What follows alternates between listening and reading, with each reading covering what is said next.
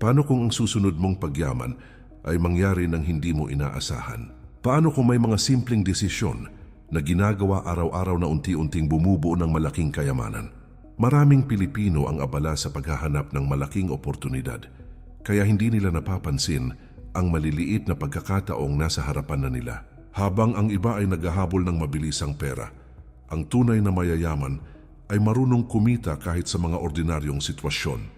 Dito nagsisimula ang sikreto ng mga taong yumayaman nang tila hindi nila sinasadya. Karamihan sa mga tao ay naniniwalang kailangan ng malaking puhunan para umasenso. Akala ng marami, tanging negosyante, propesyonal, o mga ipinanganak na mayaman lamang ang may kakayahang mag-ipon ng yaman. Ngunit ang katotohanan, maraming Pilipino ang nakapagpatayo ng negosyo, nakabili ng ari-arian, at nakalikha ng generational wealth mula sa mga simpleng hakbang. Nagsimula sila sa tamang pag-iisip, tamang diskarte, at tamang paghawak sa bawat oportunidad. Minsan ang pinakamalaking tagumpay ay nagmumula sa mga bagay na hindi mo planadong pagkakakitaan. Bago tayo magsimula, iniimbitahan kita na mag-subscribe sa ating channel para lagi kang updated sa mga bagong videos na aking gagawin. Paki-like na din ito at share sa iyong mga kaibigan at tuklasin natin kung paano umasenso sa buhay. Maraming kaalaman ang naghihintay na maaaring tuluyang magbago sa paraan ng pagtingin mo sa pera. Isang simpleng ideya lamang ang maaaring maging simula ng panibagong yugto ng iyong buhay pinansyal. Habang mas maaga mong nauunawaan ang mga prinsipyong ito, mas mabilis mong mababago ang iyong kinabukasan. Ang bawat segundo na ginugugol mo rito ay isang hakbang palapit sa tagumpay. Hindi lahat ng yumayaman ay nagsimula sa perpektong plano. Marami ang nag-umpisa sa maliit na sideline, simpleng investment, o pagkakataong akala nila ay pansamantala lamang. Kalaunan, ang maliliit na hakbang na iyon ang naging pundasyon ng kanilang kayamanan. Kapag marunong kang tumingin sa tamang direksyon, ang ordinaryong araw ay maaring maging simula ng pambihirang tagumpay. Narito ang mga paraang maaring magdala sa iyo sa yaman nang hindi mo man lang namamalayan. Ang buhay ay puno ng pagkakataong kadalasan ay nakatago sa mga simpleng gawain. Ang perang hinahanap ng marami ay madalas na nasa likod lamang ng tamang disiplina, tamang kaalaman at tamang aksyon. Walang instant na pagyaman, ngunit may mga estratehiyang tahimik na nagpapalago ng iyong pera habang abala ka sa pang-araw-araw na buhay. Kapag natutunan mo ang mga prinsipyong ito, magsisimula kang makita ang mga oportunidad na dati ay hindi mo napapansin. Handa ka na bang tuklasin ang 8 paraan upang yumaman ng hindi sinasadya? Unang paraan, mag-ipon ng asset bago luho. Kadalasan, ang unang tukso matapos makatanggap ng sahod ay ang bumili ng bagay na matagal nang gustong makuha. Bagong gadget, mamahaling relo, o kainan sa sikat na restaurant ang agad pumapasok sa isip ng karamihan.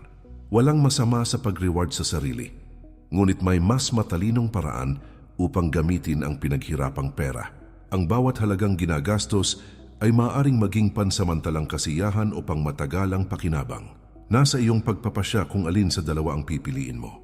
Tinatawag na asset ang anumang pag-aari na nagdadala ng kita o tumataas ang halaga habang lumilipas ang panahon. Kabilang dito ang maliit na negosyo, share sa matatag na kumpanya, lupa o paupahang espasyo. Habang ang luho ay karaniwang bumababa ang presyo pagkabili mo pa lamang, ang asset ay may kakayahang palaguin ang iyong puhunan. Bawat perang inilalagay rito ay tila empleyadong nagtatrabaho para sa iyong kinabukasan. Tahimik man ang pag-usad, malaki ang nagiging bunga nito sa pagdaan ng mga taon. Isang ordinaryong empleyado ang maaring magsimula sa halagang kaya ng kanyang buwanang budget. Hindi kailangang maging eksperto o milyonaryo upang makapasok sa mundong ito. Mas mahalaga ang consistency kaysa laki ng unang puhunan. Kahit maliit ang simula, lumalaki ang resulta kapag pinagsama ang tiyaga at tamang desisyon. Ganito nabubuo ang pundasyon ng tunay na kayamanan. Kapag inuuna mo ang asset, unti-unting lumalawak ang iyong pinagkukunan ng kita. Darating ang panahon na hindi na iisang sweldo lamang ang aasahan mo buwan-buwan. Habang ang iba ay patuloy na nagpapalit ng gamit, ikaw naman ay nagdadagdag ng mga pag-aaring kumikita para sa iyo. Mas nagiging matatag ang iyong pananalapi sa bawat hakbang na ginagawa mo. Kalayan ang unti-unting kapalit ng iyong disiplina.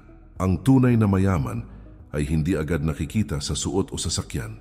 Mas madalas, nakatago ang kanilang yaman sa mga pag-aaring patuloy na lumilikha ng salapi.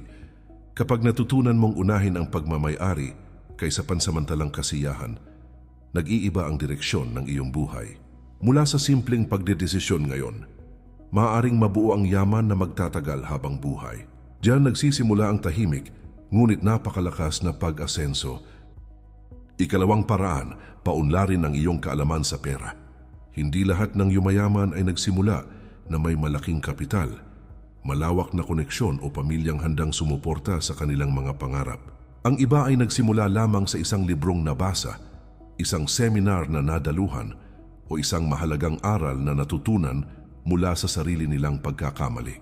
Kapag lumalawak ang iyong kaalaman, mas malinaw mong nakikita ang mga oportunidad na karaniwang hindi napapansin ng mga taong kulang sa pag-unawa. Unti-unti mong nauunawaan kung paano umiikot ang pera, paano ito napapalago, at paano ito napoprotektahan laban sa mga maling desisyon. Doon nagsisimulang magbago ang iyong pananaw mula sa simpleng paghahanap buhay tungo sa seryosong pagbuo ng pangmatagalang kayamanan. Karaniwang tinuturuan tayo kung paano mag-aral ng mabuti at maghanap ng trabaho. Ngunit bihirang ituro kung paano tunay na palaguin ang ating kinikita. Dahil dito, napakaraming masisipag na tao ang nananatiling kapos sa kabila ng ilang dekadang walang sawang pagtatrabaho. Ang financial education ang nagsisilbing gabay sa mundong puno ng tukso, panganib, at mga oportunidad na maaaring magpabago ng iyong buhay. Kapag alam mo kung paano mag-budget, mag-invest, mag-save, at umiwas sa mapanlinlang na utang, mas tumitibay ang iyong pundasyong pinansyal. Mas kaunting pagkakamali ang nagagawa ng taong handang matuto bago kumilos at maglabas ng kanyang pinaghirapang pera. Hindi kinakailangang gumastos ng malaki upang magkaroon ng malalim na kaalaman tungkol sa pananalapi at tamang pamamahala ng salapi. Napakaraming libreng mapagkukunan tulad ng mga aklat, podcasts, educational videos at mga lehitimong eksperto na handang magbahagi ng kanilang karanasan. Kahit maglaan ka lamang ng ilang minuto bawat araw, sapat na iyon upang unti-unting madagdagan ang iyong karunungan. Ang maliit na kaalaman na natutunan mo ngayon ay maaaring magligtas sa iyo mula sa napakalaking pagkalugi sa mga darating na taon.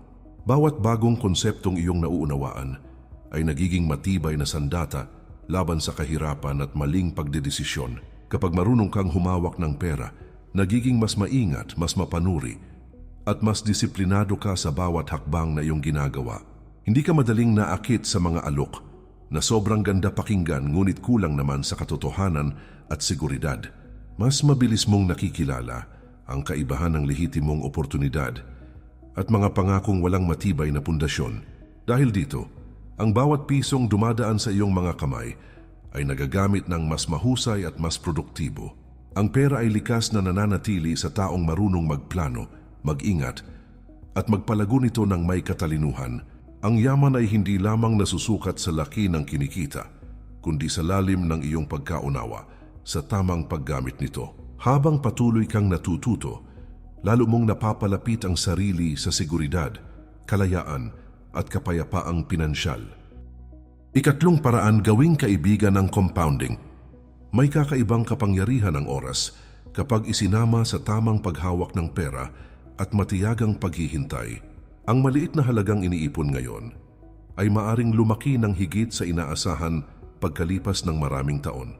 Hindi kailangan ng napakalaking kapital upang maranasan ang benepisyong dulot ng compounding sa iyong pananalapi. Ang mahalaga ay maaga kang magsimula at tuloy-tuloy kang magdagdag sa iyong ipon o investment. Dito nagsisimulang magtrabaho ang pera para sa sarili nitong paglago habang abala ka sa ibang bagay. Kapag ang kinita ng iyong puhunan ay muling idinadagdag sa orihinal na halaga, lumilikha ka ng mas malaking base para sa susunod na tubo. Sa bawat ikot ng panahon, ang dating maliit na kita ay nagiging bahagi ng mas malaking makina ng paglago.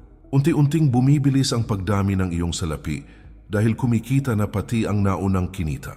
Ganito gumagana ang prinsipyong matagal nang ginagamit ng mga matagumpay na investor sa buong mundo. Tahimik ang proseso, ngunit napakalaki ng nagiging epekto sa paglipas ng mga taon.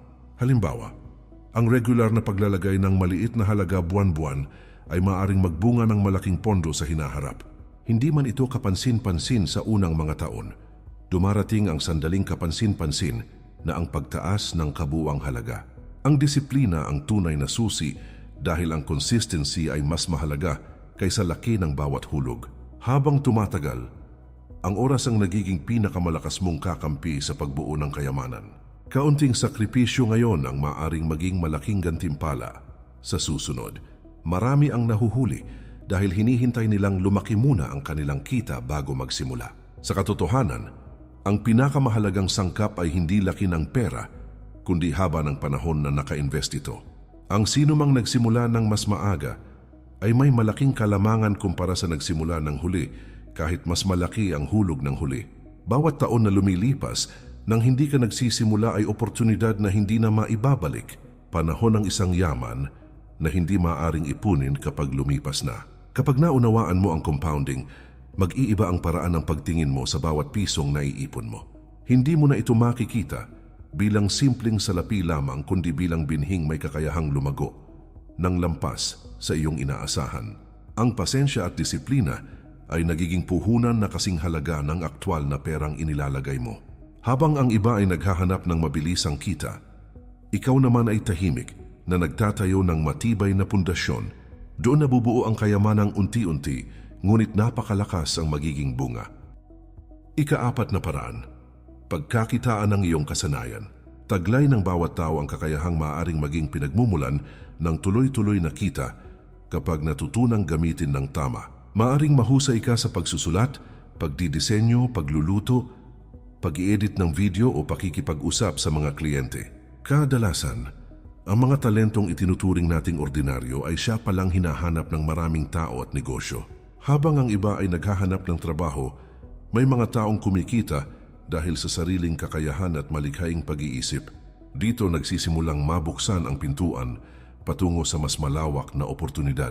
Hindi na limitado sa tradisyonal na opisina ang pagkakaroon ng karagdagang pagkakakitaan sa panahon ngayon. Sa tulong ng internet, maaaring makahanap ng kliyente mula sa ibang lungsod o kahit sa ibang bansa. Isang simpleng kasanayan lamang ang maaaring maging tulay patungo sa mas malaking kita at mas malayang pamumuhay. Maraming Pilipino ang nagsimula bilang sideline lamang ang kanilang serbisyo, ngunit kalaunan ay naging pangunahing hanap buhay na nila ito. Ang dating libangan ay nagiging seryosong pinagkukunan ng yaman. Mahalagang patuloy na hasain ang iyong talento upang manatiling mahalaga sa merkado. Habang dumarami ang iyong karanasan, tumataas din ang halaga ng iyong serbisyo. Mas nagiging handa kang tanggapin ang mas malalaking proyekto at mas mataas na bayad. Ang bawat bagong natututunan ay dagdag puhunan na walang sino mang makakakuha sa iyo. Kaalaman at kasanayan ang mga ari-arian na patuloy na tumataas ang halaga habang ginagamit. Kapag nasimulan mo ng pagkakitaan ng iyong kakayahan, lumalawak ang iyong pananaw tungkol sa pera. Hindi ka na lamang umaasa sa iisang employer o iisang pinagkukunan ng kita. Nagiging mas matatag ang iyong pananalapi dahil may iba kang mapagkukunan. Sakaling magkaroon ng pagbabago sa trabaho, ang pagkakaroon ng multiple income streams ay isa sa mga sikreto ng mga taong unti-unting yumayaman. Mas maraming daluyan ng pera, mas mabilis ang pag-abot sa iyong mga layunin. Darating ang panahon na ang simpleng kasanayan mo ngayon ay maaaring maging ganap na negosyo bukas. Mula sa isang kliyente, maaaring maging 10, 20 o higit pa ang iyong mapagsilbihan. Ang maliit na simula ay maaaring humantong sa malaking kumpanya kung bibigyan ng sapat na oras at dedikasyon. Habang ang iba ay nagdadalawang isip, ikaw ay maaaring nagsisimula na sa landas ng pag-asenso. Kadalasan ang pinakamahalagang puhunan ay hindi pera kundi ang kakayahang nasa iyo na. Ika-5 paraan, magtayo ng maraming daluyan ng kita. May panganib ang umasa sa isang pinagkukunan ng pera. Lalo na sa panahon ng mabilis na pagbabago ng ekonomiya, kahit gaano pa katatag ang trabaho o negosyo. May mga pangyayaring maaaring magpabago sa takbo ng iyong pananalapi sa isang iglap. Kapag iisa lamang ang pinanggagalingan ng iyong kita, iisa rin ang haliging sumusuporta sa iyong mga pangarap. Kapag bumigay ang haliging iyon, madaling matinag ang kabuuan ng iyong pinaghirapan. Dahil dito, mahalagang palawakin ang mga daluyang nagdadala ng salapi sa iyong buhay. Maraming paraan upang makabuo ng karagdagang pagkakakitaan kahit nagsisimula ka pa lamang. Maaring magbenta online, tumanggap ng freelance projects, mag-invest sa dividend-paying assets o magpaupa ng kagamitan at espasyo. Ang mahalaga ay magkaroon ka ng sistemang patuloy na kumikita kahit hindi mo binabantayan bawat oras. Sa ganitong paraan, hindi nakatali ang iyong kinabukasan sa iisang employer o iisang kliyente lamang. Mas tumitibay ang iyong katayuang pinansyal sa bawat bagong income stream na nadadagdag. Hindi kailangang sabay-sabay ang pagbuo ng maraming pinagkukunan ng kita. Mas epektibo ang unti-unting pagpapalawak habang pinapahusay mo ang kasalukuyan mong pinanggagalingan ng pera. Magsimula sa isa, patatagin, at saka magdagdag ng panibagong oportunidad. Ang prosesong ito ay nagtatayo ng matibay na pundasyon na kayang tumagal sa anumang pagsubok. Pasensya at konsistensya ang mga pangunahing sangkap sa paglalakbay na ito. Kapag dumarami ang iyong income streams, nababawasan ang iyong takot sa mga hindi inaasahang pangyayari. Ang pagkawala ng isang pagkakakitaan ay hindi na agad nangangahulugan ng krisis o matinding pangamba. Nagkakaroon ka ng kalayaan na gumawa ng mas matatalinong desisyon dahil hindi ka desperadong kumapit sa iisang mapagkukunan. Mas lumalakas ang iyong kakayahang mag-ipon, mag-invest at maghanda para sa hinaharap. Unti-unting nabubuo ang tunay na seguridad na hinahanap ng karamihan. Yamang dumarating mula sa maraming daluyan ay mas matatag, mas malawak at mas pangmatagalan. Habang ang iba ay nakadepende sa isang paycheck, ikaw naman ay may ilang agos ng salaping patuloy na pumapasok. Bawat bagong pinagkukunan ay nagsisilbing karagdagang makina na nagtutulak sa iyong pag-unlad. Hindi mo namamalayan, ang dating simpleng sideline ay nagiging mahalagang bahagi ng iyong lumalaking kayamanan. Ganyan tahimik na nabubuo ang buhay na may kasiguruhan at tunay na kalayaan. Ika-6 na paraan. Ugaliing mamuhay ng mas mababa sa iyong kinikita. Hindi nasusukat ang tunay na yaman sa laki ng sweldo, kundi sa dami ng perang naiiwan matapos ang lahat ng gastusin. Maraming kumikita ng malaki, ngunit nananatiling kapos dahil halos lahat ng pumapasok ay agad ding lumalabas. Samantala, may mga ordinaryong empleyado na tahimik na nakakapag-ipon dahil marunong silang magkontrol ng kanilang pamumuhay. Ang agwat sa pagitan ng kinikita at ginagastos ang tunay na puwang kung saan nabubuo ang kayamanan. Doon nagsisimulang lumakas ang iyong pundasyong pinansyal. Kapag tumataas ang kita, madalas sumasabay din ang pagtaas ng gastusin. Mas magandang bahay, mas bagong sasakyan, at mas mamahaling mga luho ang karaniwang kasunod ng salary increase. Bagamat nakatutukso, ang labis na pagtaas ng lifestyle ay maaring maging tahimik na hadlang sa pag-asenso. Hindi mo kailangang ipakita sa mundo ang bawat tagumpay na iyong nakakamit. Mas mahalagang palakihin ang iyong ipon kaysa palakihin ang impresyon ng ibang tao. Ang simpleng pamumuhay ay hindi nangangahulugang pinagkakaitan mo ang sarili mo. Nangangahulugan lamang ito ng matalinong pagpili kung saan dapat ilaan ang iyong pinaghirapang salapi. Bawat perang hindi ginastos sa walang kabuluhang bagay ay maaring ilipat sa investments, emergency fund o negosyo. Sa pagdaan ng panahon, ang maliliit na desisyong ito ang nagiging dahilan ng malaking kaibahan sa iyong buhay. Disiplina ang ugaling madalas hindi napapansin ngunit napakalaki ng gantimpala. Karamihan sa mga tunay na mayaman ay hindi agad halata sa unang tingin. Hindi sila abala sa pagpapakitang marangya dahil nakatuon sila sa pagpapalago ng kanilang yaman. Mas pinipili nilang bumili ng assets kaysa mga bagay na mabilis mawala ng halaga.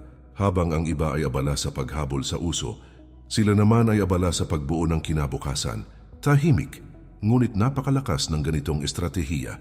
Kapag natutunan mong mamuhay ng mas mababa sa iyong kinikita, nagsisimula kang magkaroon ng kontrol sa iyong buhay. Hindi ka basta natitinag ng mga biglaang gastusin o pagbabago sa ekonomiya. Nagkakaroon ka ng kakayahang magdesisyon batay sa layunin at hindi sa pangangailangan lamang. Unti-unti, ang perang iyong iniingatan ay nagiging perang nagpapalago sa iyong yaman. Mula sa simpleng disiplina, nabubuo ang kalayaang pinapangarap ng napakarami. Ika-7 paraan, samantalahin ang mga oportunidad na nakikita ng iba bilang problema. Sa bawat suliraning kinakaharap ng tao, may nakatagong pagkakataong naghihintay lamang na mapansin, habang ang karamihan ay nakatuon sa hirap at abala. Ang mga matagumpay ay nakatingin sa posibleng solusyon at kita. Doon nagsisimula ang maraming negosyo, investments at ideyang nagiging daan tungo sa malaking yaman. Ang problema para sa ilan ay oportunidad para sa taong handang kumilos at mag-isip ng mas malalim. Ganito umuusbong ang mga negosyanteng kayang makita ang hindi nakikita ng nakararami. Kapag may kakulangan sa isang produkto o serbisyo, may puwang para sa bagong manlalaro sa merkado. Kapag maraming nagrereklamo tungkol sa isang karanasan, may pagkakataong lumikha ng mas mahusay na alternatibo.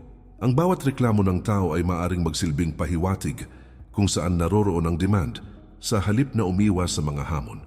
Mas mabuting pag-aralan kung paano ito pagkakakitaan.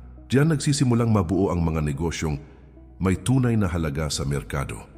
Maraming matagumpay na kumpanya ang isinilang sa simpleng obserbasyon ng pang-araw-araw na aberya.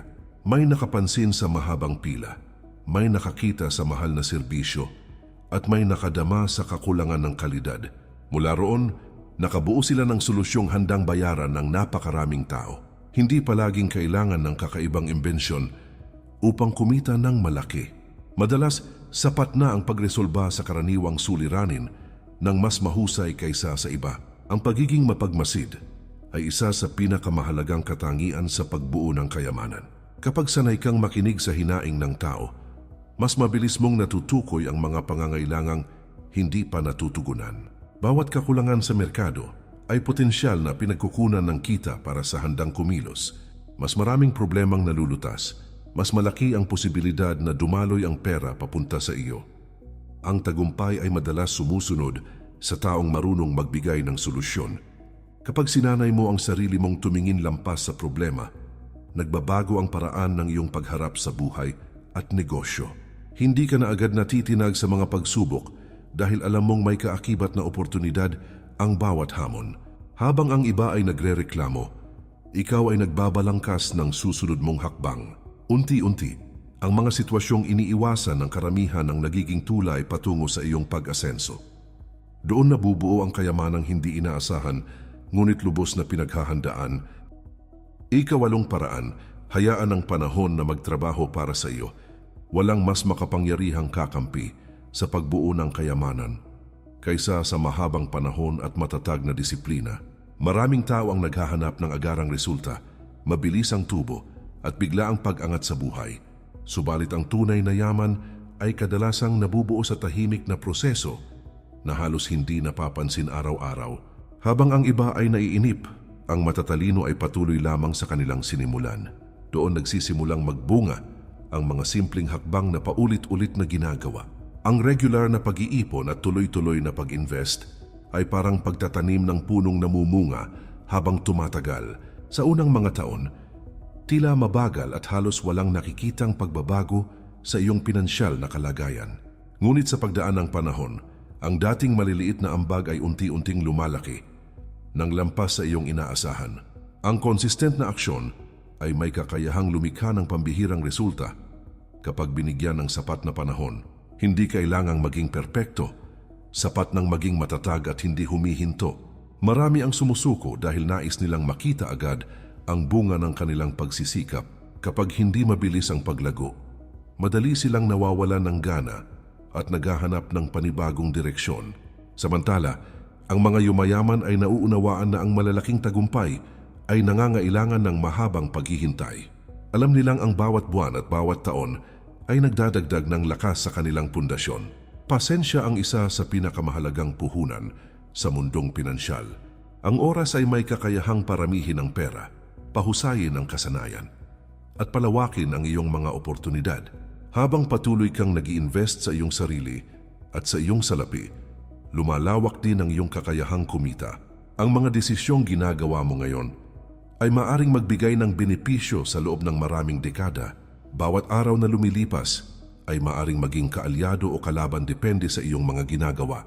Mas maaga kang magsimula, mas malaki ang magiging gantimpala. Kapag natutunan mong magtiwala sa proseso, nagiging mas kalmado at mas matatag ang iyong paglalakbay. Hindi ka na madaling matukso sa mga alok na nangangako ng instant na pagyaman. Habang ang iba ay naghahabol ng mabilisang kita, ikaw naman ay tahimik na nagtatayo ng pangmatagalang kayamanan. Unti-unti, mapapansin mong ang panahong dati mong minamadali ang siya palang pinakamahalagang kasosyo sa iyong tagumpay. Diyan nabubuo ang yaman na hindi lamang malaki kundi panghabambuhay din. Ang susunod mong malaking tagumpay ay maaring magsimula sa isang simpleng desisyong gagawin mo ngayong araw. Hindi kailangang maging henyo mayaman o ipinanganak na mapalad upang makamit ang buhay na matagal mo nang pinapangarap. Nagsisimula ang tunay na pag-asenso sa sandaling piliin mong kumilos kaysa manatiling naghihintay. Bawat maliit na hakbang na ginagawa mo ngayon ay may kakayahang baguhin ang direksyon ng iyong kinabukasan. Habang ang karamihan ay nagdadalawang isip, ang mga nagtatagumpay ay nagsisimula kahit hindi pa perpekto ang lahat. Ang yaman ay hindi palaging bunga ng isang malaking pagkakataon. Madalas nabubuo ito mula sa paulit-ulit na tamang desisyon, matatag na disiplina, at kakayahang makita ang oportunidad sa gitna ng ordinaryong araw. Kapag natutunan mong pahalagahan ang oras, palaguin ang iyong kakayahan at pangalagaan ang iyong pera, unti-unting magbabago ang iyong buhay. Darating ang sandali na magugulat ka na lamang sa layo ng iyong narating. Ang dating pangarap ay magiging bahagi na ng iyong realidad. Muli kaibigan, iniimbitahan kita na mag-subscribe sa ating channel para lagi kang updated sa mga bagong videos na aking gagawin. Paki-like na din ito at share sa iyong mga kaibigan at tuklasin natin kung paano umasenso sa buhay. Ang isang simpleng pag-subscribe ay malaking suporta sa patuloy nating paglikha ng mga kaalamang makatutulong sa iyong pagunlad. Mas marami pang aral, estratehiya at inspirasyon ang naghihintay sa mga susunod nating talakayan. Kasama mo ako sa paglalakbay tungo sa mas matatag, mas masagana at mas malayang kinabukasan. Patuloy tayong matuto, kumilos at umangat ng sama-sama. Hindi nasusukat ang tagumpay sa bilis ng pag-abot, kundi sa tibay ng pagpapatuloy. Ang mahalaga ay nagsimula ka, natuto ka at handa kang magpatuloy anuman ang hamon. Bawat araw ay panibagong pagkakataon upang mas mapalapit sa iyong mga layunin. Huwag hayaang lumipas ang panahon na walang ginagawang hakbang patungo sa buhay na nararapat para sa iyo. Nasa iyong mga kamay ang kapangyarihang baguhin ng iyong kinabukasan.